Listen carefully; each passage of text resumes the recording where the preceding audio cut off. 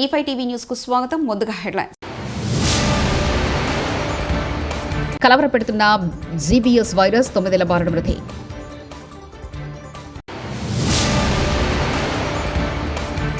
Telangana assembly ప్రత్యేక సమావేశం. కులగణన ఎస్సీ వర్గీకరణపై సీఎం రేవంత్ రెడ్డి ప్రకటన.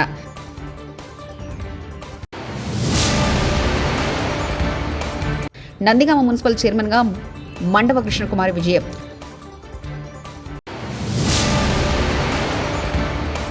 శంషాబాద్ ఎయిర్పోర్టులో గొంగడి త్రిషకు ఘన స్వాగతం. జీబీఎస్ అనే కొత్త వైరస్ బారిన పడి 9 ఏళ్ల బాలుడు మృతి చెందడంపై సర్వత్రా ఆందోళన నెలకొల్పుతుంది. దేశంలో మహారాష్ట్ర, పశ్చిమ బెంగాల్ రాష్ట్రాల అనంతరం జీబీఎస్ అనే కొత్త రకం వైరస్ రాష్ట్రంలో వెలుగు చూసింది. తిరువల్లూరు సమీపంలో తిరువూరు ఎంజీఆర్ నగర్కు చెందిన ప్రేమ్ కుమార్ కుమారుడైన 9 సంవత్సరాల వైదీశ్వరన్ అదే ప్రాంతంలో ఉన్న ప్రభుత్వ అధిద్రావిడుల సంక్షేమ పాఠశాలలో 4వ తరగతి చదువుతున్నారు. గత నెల 22వ తేదీన ఉదయం ఇంటి నుంచి పాఠశాలకు బయలుదేరగా వైదీశ్వరన్ కాళ్లు కదపలేక ఇబ్బందులు పాలయ్యాడు. నందిగామలో 3 రోజుల ఉత్కంఠకు ఎట్టకేలకు తెరపడింది. నందిగామ మున్సిపల్ చైర్మన్గా మండవ కృష్ణకుమారి ఎన్నికయ్యారు. టీడీపీకి 15, వైసీపీకి అనుకూలంగా 3 ఓట్లు పడడంతో కృష్ణకుమారి విజయం సాధించినట్లు అధికారులు ప్రకటించారు. టీడీపీ అధిష్టాన ఆదేశాలతో కృష్ణకుమారికి మద్దతుగా ఎమ్మెల్యే, ఇతర సభ్యులు ఓటేశారు. మున్సిపల్ చైర్మన్గా ఎన్నికైన కృష్ణకుమారికి ఎమ్మెల్యే తంగిరాల సౌమ్య, ఇతర సభ్యులు అభినందనలు తెలిపారు. గత 3 రోజులుగా నందిగామ మున్సిపల్ చైర్మన్ ఎన్నికకు సంబంధించి రాష్ట్ర వ్యాప్తంగా చర్చనీయాంశంగా మారింది. మొదటి నుంచి టీడీపీ ప్రతినిధిగా ఎమ్మెల్యేగా తంగిరాల సౌమ్య కొనసాగుతున్న విషయం తెలిసిందే. తెలంగాణలో రైల్వే ప్రాజెక్టులపై కేంద్ర రైల్వే శాఖ మంత్రి అశ్విని వైష్ణవ్ కీలక ప్రకటన చేశారు. తెలంగాణలో రైల్వే ప్రాజెక్టుల కోసం కేంద్రం భారీగా నిధులు కేటాయించినట్లు చెప్పారు. తాజా కేంద్ర బడ్జెట్లో తెలంగాణ రైల్వే ప్రాజెక్టులకు మొత్తం 5,337 కోట్లు కేటాయించినట్లు తెలిపారు. సొంత పార్టీపైనే విమర్శలు చేసిన రేవంత్ రెడ్డి గత 75 ఏళ్లలో దేశంలో 10 ఏళ్లకోసారి జనాభా లెక్కలు చేసి కేవలం ఎస్సీ, ఎస్టీ జనాభా వివరాలు తెలిపి బడుగు బలహీన వర్గాలకు అన్యాయం చేశారన్న రేవంత్ రెడ్డి, గతంలో దేశాన్ని ఎక్కువ సంవత్సరాలు పాలించింది కాంగ్రెస్ పార్టీనే, అలా అయితే బడుగు బలహీన వర్గాలకు అన్యాయం చేసింది కాంగ్రెస్ పార్టీనే. రేవంత్ రెడ్డి సొంత పార్టీని విమర్శలు చేస్తున్నారని నెటిజన్లు విమర్శలు చేస్తున్నారు. జనాభా లెక్కలు కావచ్చు, ఇట్లా ప్రతి 10 సంవత్సరాలకు ఈ దేశంలో లెక్కిస్తున్న జనాభాలో ఎస్సీ, ఎస్టీల వివరాలు మాత్రమే పొందపరిచారు తప్ప బలహీన వర్గాలకు సంబంధించిన ఇతర కులాలు, ఉపకులాలకు సంబంధించిన వివరాలను ఏ రోజు కూడా పొందుపరచకపోవడం వల్ల 75 సంవత్సరాలు పూర్తి చేసుకున్న ఈ భారత స్వతంత్ర దేశంలో బలహీన వర్గాల యొక్క లెక్కనే లేకపోవడము. ఇక 42% రిజర్వేషన్ గురించి మా మిత్రుడు శ్రీనివాస్ యాదవ్ గారు అన్నారు. నేను ఒక మాట సూటిగా వారికి సమాధానం నేను చెప్పదలుచుకున్నాను. చట్టపరంగా 42% రిజర్వేషన్ ఇవ్వాలి అని అంటే రాజ్యాంగ సవరణ జరగాలి. ప్యాకేజ్ స్టార్ పవన్ కళ్యాణ్ షర్మిలలాగా కొత్తగా తీర్మార్ మల్లనాని చిన్నోడొచ్చాడు. నేను బీసీని అని ఆర్కెస్ట్రాలో మన బడుగు బలహీన వర్గాలను మోసం చేస్తున్నాడు. బీసీలకు నేనున్నాను. నేను చిరంజీవిలాగా కాంగ్రెస్ పార్టీకి, పవన్ కళ్యాణ్ లాగా బీజేపీకి అమ్ముడు పోనంటూ కేఏ పాల్ వ్యాఖ్యానించారు. వాడి మీద అనేక రౌడీ సీటర్ కేసులు ఉన్నాయి. నేను బీసీని అని ఆర్ కృష్ణతో బీసీలందరినీ 80 కోట్లు ఖర్చు పెట్టి నిన్న మీటింగ్ పెట్టి మన బడుగు బలహీన వర్గాల్ని మోసం చేస్తున్నాడు. ఆర్ కృష్ణ ఏమన్నా మేము బిచ్చగాలవా అన్నాడు. చంద్రబాబుతో భిక్షం అడిగాడు, కేసీఆర్ని భిక్షం అడిగాడు, వైసీపీని భిక్షం అడిగాడు, ఇప్పుడు బీజేపీని భిక్షం అడిగి బీసీలని తాకట్టు పెట్టేశాడు. వాడి శిష్యుడే తీర్మానం మల్లన్న, దానికి రుజువే నిన్న తెలంగాణలో మీటింగ్. బీసీలారా మనం అమ్ముడు పోవాలా? 60% ఉన్నోళ్ళవి నేనున్నాను కదా. ఎవ్వరికి అమ్ముడుపోని చిరంజీవిలాగా అమ్ముడుపోలేదు కాంగ్రెస్కి, పవన్ కళ్యాణ్ లాగా తెలుగుదేశం బీజేపీకి అమ్ముడుపోలేదు. ఎంత పెద్ద పదవులు ఇస్తానన్నా సరెండర్ అవ్వలేదు. 2 రోజుల క్రితం మంత్రి ఉత్తమ్ కుమార్ రెడ్డి చెప్పిన కులగణన వివరాలని ఇప్పుడు శాసన మండలిలో బట్టి విక్రమార్క చెప్పి మమ అనిపించారు. కానీ ఈ కులగణన వివరాలతో స్థానిక సంస్థల ఎన్నికల్లో ఉద్యోగుల్లో బీసీలకు రిజర్వేషన్లు కల్పిస్తామని కాంగ్రెస్ పార్టీ చెప్పడం లేదంటూ ఎమ్మెల్సీ కల్వకుంట్ల కవిత వ్యాఖ్యానించారు. ఈరోజు అసెంబ్లీలో ఆ డేటాతోని ప్రభుత్వం ఏం చేయబోతుందనే ప్లాన్ ఆఫ్ యాక్షన్ ఇస్తామని అనుకున్నాం. అయితే ఓన్లీ స్టేట్మెంట్ మొన్న ఉత్తమ్ కుమార్ రెడ్డి గారు ప్రెస్ మీట్లో చదివిందే మళ్ళీ ఇవాళ స్టేట్మెంట్ చదివేసి అయిపోయింది అని మమ అనిపించేస్తే దీంతో ఏం చేయబోతా ఉన్నారు? ఈ డేటాతోని మీరు ఇదివరకు ఎలక్షన్లో ప్రతిపాదించినట్టుగా, ఎలక్షన్లో వాగ్దానం చేసినట్టుగా బీసీలకు రిజర్వేషన్లు ఇచ్చి ఎన్నికలకు వెళ్తారా, లేకపోతే విద్యా, ఉపాధి, ఉద్యోగ అవకాశాల్లో ఈ రిజర్వేషన్లు అమలు చేస్తారా? ఇందులో వచ్చినటువంటి జనాభాలో సపరేట్గా ఓసీ, బీసీ, అది బీసీలో ఉండేటటువంటి ముస్లిమ్స్ని సపరేట్గా చేసి సంఖ్య తక్కువ చేసి చూపించడం జరుగుతుంది అధ్యక్ష. సో వీళ్ళు ప్లాన్ చేసేటప్పుడు ఏం చేస్తారని ఒక ప్లాన్ ఆఫ్ యాక్షన్ చెప్తారని చెప్పి అనుకున్నాం. రెండోది అధ్యక్ష, హిందూ బీసీలు, ముస్లిం బీసీలు అని కొత్త పదం పెట్టారు. అసలు ఇలాంటి పదాలు రాజ్యాంగం ఒప్పుకుంటుందా? అధ్యక్ష, హిందూ బీసీ, ముస్లిం బీసీ అని వాడారని హైకోర్టులో కానీ సుప్రీంకోర్టులో కానీ ఎవరైనా పిటిషన్ వేస్తే వారం రోజుల్లో కులగణన కొట్టేస్తారంటూ బీజేపీ ఎమ్మెల్యే పాయల్ శంకర్ వ్యాఖ్యానించారు. ఈ రిపోర్టు మీరు బయట పెట్టి రేపు బీసీలకు ఎట్లా న్యాయం చేస్తారు అధ్యక్ష? హిందూ బీసీలు, ముస్లిం బీసీలు, అసలు ఈ రకంగా బీసీలు ఉంటారా? బీసీలు అనే పదం ఇది ఎక్కడైతే మీరు ఈ ప్రపంచంలో ఎక్కడ లేనటువంటి ఈ పదాన్ని మీరు జోడించిండ్రో ఇదొక్కటి రావాధ్యక్ష కోర్టులు కొట్టేటందుకు. ఇక రావాధ్యక్ష రిజర్వేషన్లు రావాధ్యక్ష కోర్టు ఒకసారి హైకోర్టు అయినా సుప్రీంకోర్టు అయినా హిందూ బీసీ, ముస్లిం బీసీ అనే పదం వాడిండ్రు అని ఒక్కసారి మామూలు వ్యక్తి ఒక పిటిషన్ ఎత్తే అధ్యక్ష వారం రోజులు ఇది కొట్లు పోతాయి అధ్యక్ష. గత ప్రభుత్వ సమగ్ర కుటుంబ సర్వేను అనౌన్స్ చేయలేదంటూ శాసనమండలి సాక్షిగా అబద్దాలు చెప్పిన బట్టి విక్రమార్క, అబద్దం, సమగ్ర కుటుంబ సర్వేకు సంబంధించి అఫీషియల్ డేటాను మీరు అనౌన్స్ చేయలేదు. డిప్యూటీ సీఎం బట్టి విక్రమార్క వాస్తవం సమగ్ర కుటుంబ సర్వే వివరాలు వెబ్సైట్లో పెట్టారు.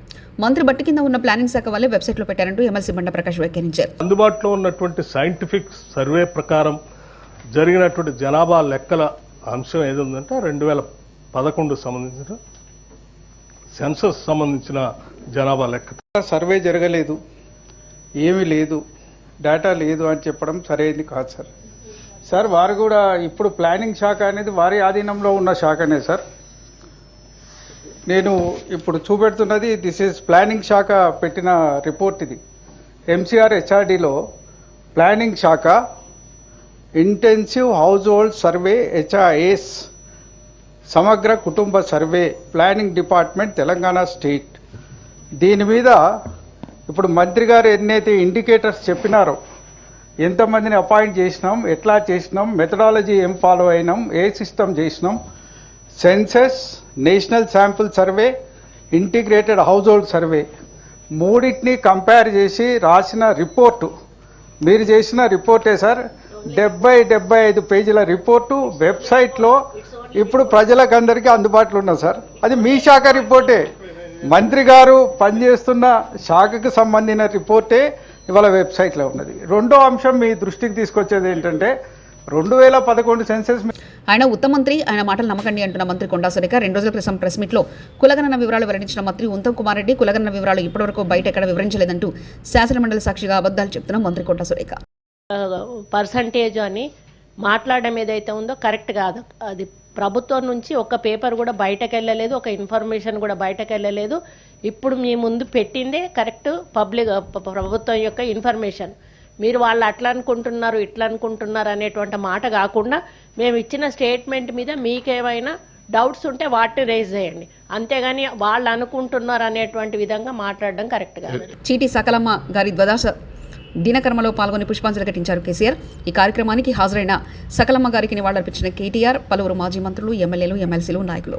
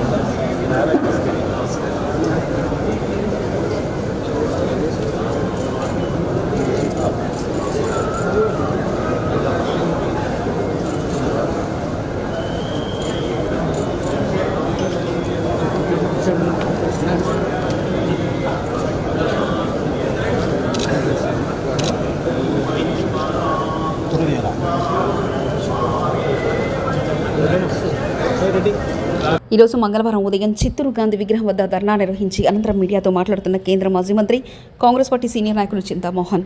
బ్యాంకులు, రెండవది వర్గీకరణ, మూడవది అభివృద్ధి. ఒకప్పుడు దేశంలో అంటరానితనం ఉండేది. 100 సంవత్సరాల నాడు గాంధీ గారు చిత్తూరుకు రావడం జరిగింది. గాంధీ గారు చిత్తూరుకు వచ్చి ఈ విగ్రహం దగ్గర 2 మాటలే మాట్లాడాడు, 5 నిమిషాలు. ఒకటి దేశానికి స్వతంత్రం, రెండవది దేశంలో అంటరానితనం నిర్మూలన. మరి ఈరోజు అంటరానితనం అంటే ఏందో జనాలు మర్చిపోయారు, తెలీదు. ఒకప్పుడు మాలామాదిగలను తాకేవాళ్ళు కాదు, రోడ్లపైకి రానిచ్చేవాళ్ళు కాదు, మూతికి ముంత కట్టుకొని వెనకాల మరి చీపురు గట్ట కట్టుకొని తిరిగేవాళ్ళు ఎస్సీలు. అటువంటి ఎస్సీలకు ఈరోజు దేశంలో రిజర్వేషన్లు తీసుకొని వచ్చింది కాంగ్రెస్ పార్టీ, మహాత్మా గాంధీ గారు, జవహర్లాల్ నెహ్రూ, అంబేద్కర్ గారి కృషి వల్ల. ఈరోజు ఎస్సీలకు 15% రిజర్వేషన్లు ఇవ్వడం జరిగింది.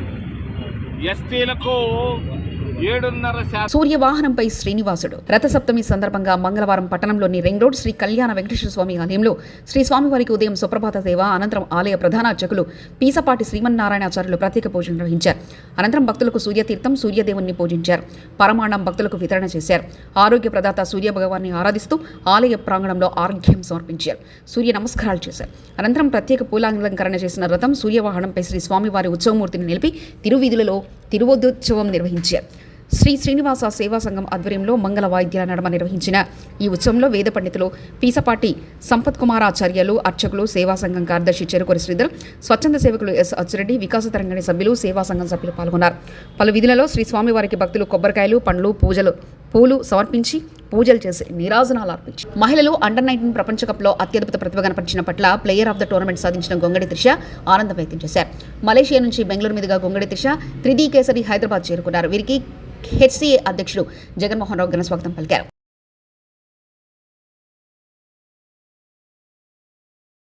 కూడా ఆడాను, కానీ లాస్ట్ 3 runs ఉన్నప్పుడు అవుట్ అయ్యాను ఫైనల్స్లో. ఈసారి వాట్ ఎవర్ ఐ గాట్, నేను నా బెస్ట్ ఇవ్వాలనుకున్నా, ఇచ్చాను. ప్లస్ ఆ ఫైనల్ రన్ కూడా కొట్టి రావాలనుకున్నా, సో నాట్ అవుట్ వచ్చా. మితాలీది ఆఫ్ కోర్స్, బికాజ్ ఆమెను చూస్తూ పెరిగాము, సో యా ఎప్పుడు ఆమె ఉంటుంది. నేను క్రికెట్ స్టార్ట్ చేసిందే నాన్న వల్ల, అమ్మ నాన్న వల్ల. వాళ్ళు లేకపోతే నేను ఇక్కడ ఉండేదాన్ని కాదు. ఆయన చూపించిన డెడికేషన్ కానీ, ఆయన చూపించిన ఏదన్నా ఆయన వల్లే ఇక్కడ ఉన్నాను. సో ఆల్ క్రెడిట్స్ వాళ్ళిద్దరికే వెళ్తాయి. అమ్మ చాలా హ్యాపీగా ఉన్నానండి, బికాజ్ లైక్ నేను ముందు చెప్పినట్టు లాస్ట్ టైం అంతా అంటే ఆపర్చునిటీస్ రాలేదు. ఈసారి వచ్చినప్పుడు చాలా నా బెస్ట్ ఇచ్చి ప్లేయర్ ఆఫ్ ద టోర్నమెంట్ అవ్వటం ఇంకా స్పెషల్గా ఫీల్ అయింది. అమ్మాయిలు కూడా స్పోర్ట్ని ఒక కెరియర్ లాగా చూస్ రథసప్తమి పర్వదిన సందర్భంగా శ్రీకాకుళం జిల్లాలోని అరసవల్లి సూర్యదేవాలయానికి భక్తులు పోటెత్తారు. స్వామివారిని దర్శించుకుని ప్రత్యేక పూజలు చేస్తున్నారు. ఆతిథ్యుడి నిజరూప దర్శనం కోసం సోమవారం రాత్రి నుంచే భక్తులు భారీగా తరలివచ్చారు. ఆలయ పరిసరాలు భక్తులతో కిటకిటలాడాయి.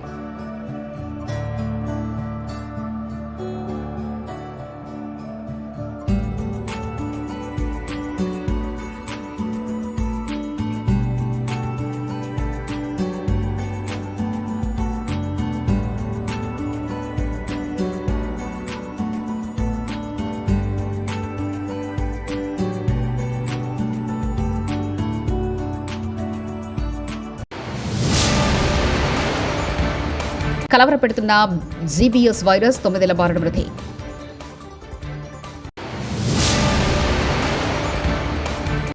తెలంగాణ అసెంబ్లీ ప్రత్యేక సమావేశం, కులగణన, ఎస్సీ వర్గీకరణపై సీఎం రేవంత్ రెడ్డి ప్రకటన.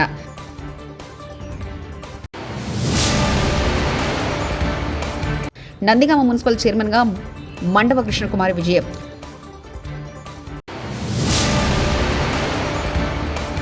శంషాబాద్ ఎయిర్పోర్టులో గొంగడి త్రిషకు ఘన స్వాగతం. ఇవి బులెటిన్ విశేషాలు. చూస్తూనే ఉండండి E5 టీవీ న్యూస్.